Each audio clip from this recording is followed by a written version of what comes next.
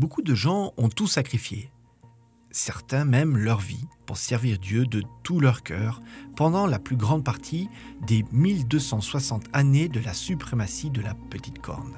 Cette période débutera en 538 après Jésus-Christ, lorsque l'empereur Justinien accorda à l'évêque de Rome, représenté par la petite corne de Daniel 7, le titre officiel de chef de la chrétienté et l'autorité légale de mettre à mort quiconque serait considéré comme hérétique. Dans certains endroits, lire les Écritures, les entendre prêcher ou en parler étaient des actes passibles du bûcher. Prier en secret, refuser de se prosterner devant les images ou chanter des psaumes, c'était également s'exposer à la mort. Ceux qui abjuraient leurs erreurs étaient condamnés quand même. Les hommes à périr par l'épée et les femmes à être enterrées vivantes. Un jour, une famille entière fut amenée devant l'inquisiteur sous l'inculpation de ne pas assister à la messe et de célébrer son culte sous son toit. Le plus jeune des fils, interrogé sur ses pratiques religieuses, répondit « Nous nous mettons à genoux et nous demandons à Dieu de nous éclairer et de pardonner nos péchés. Nous le prions pour que le règne de notre souverain soit prospère et sa vie heureuse, et nous lui demandons de protéger nos magistrats. » Willy, lire chapitre 18, chapitre 6. Quelques-uns des juges furent émus, ce qui n'empêcha pas le père et l'un des fils d'être condamnés au bûcher. Nous trouvons cette citation dans la Tragédie des siècles, page 256.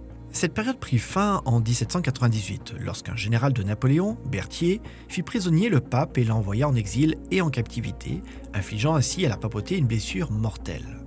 Mais la prophétie nous dit que cette blessure mortelle sera guérie et que des pratiques religieuses, certaines d'entre elles en désaccord avec la Bible, seront à nouveau imposées à l'échelle mondiale par les autorités civiles et religieuses. Ceux qui décideront de suivre la Bible telle qu'elle est écrite seront persécutés comme étant des radicaux, des extrémistes, des fondamentalistes ou des fanatiques. Ils ne seront pas autorisés à acheter ou vendre et on ordonnera de les mettre à mort. Imaginez ce que pourra être la vie lorsque soudain, vous ne pourrez plus payer vos factures, hypothéquer une maison, acheter de quoi manger ou du carburant pour votre voiture. La vie en société deviendra impossible. Comment demeurer ferme et ne pas capituler devant de telles menaces?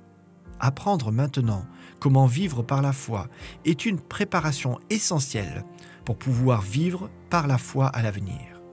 Dieu a conçu de multiples moyens pour nous enseigner à acquérir cette capacité. Par exemple, lorsque vous décidez d'apporter votre dîme et votre offrande de promesse. Apparemment, votre pouvoir d'achat diminue. Mais par vos actes, vous affirmez que vous êtes disposé à suivre la parole de Dieu, à le mettre à l'épreuve et à vivre par la foi. Après tout, si on ne pouvait pas compter sur Dieu, si sa parole n'était pas vraie, s'il était incapable de subvenir à nos besoins, pourquoi le servir? En apportant votre dîme et votre offrande de promesse, décidez d'apprendre maintenant à vivre par la foi. Craignez l'Éternel, vous, ses saints, car rien ne manque à ceux qui le craignent. C'est le psaume 34, verset 10. Puissions-nous mettre nos désirs à la dernière place et Dieu à la première.